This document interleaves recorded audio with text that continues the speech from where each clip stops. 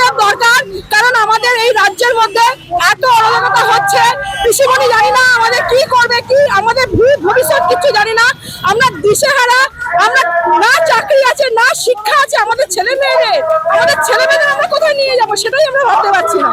তো আমরা চাই আমাদের পরিবর্তনের দরকার আছে। এতদিন তো বিশ্বাস করেছিলাম, সেই বিশ্বাসের মর্যাদা দিদি আমাদের রাখতে পারেনি।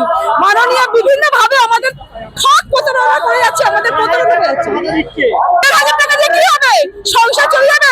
ইলেকট্রিকের বিল বাড়িয়ে দিয়েছে, গ্যাসের 291 টাকা ট্যাক্স। কিভাবে এইভাবে দিনের পর দিন মহিলাদের বোকা বানাচ্ছে? আজকে মহিলারা বুঝে গেছে কিচ্ছু হবে না। উনি ভয় পাচ্ছেন, রীতিমতো ভয় পেয়ে উল্টো পাল্টা কাজ করে যাচ্ছে। 60 টাকা বিজেপি বাড়িয়েছে, জানতে হবে না গ্যাসটা কিভাবে আসছে। আর উনি যে অত যদি ওনার 291 টাকা ট্যাক্সটা কমিয়ে দিই, সেটা তো কমাচ্ছেন না উনি, তাহলে ভালোবাসা দেখাচ্ছে।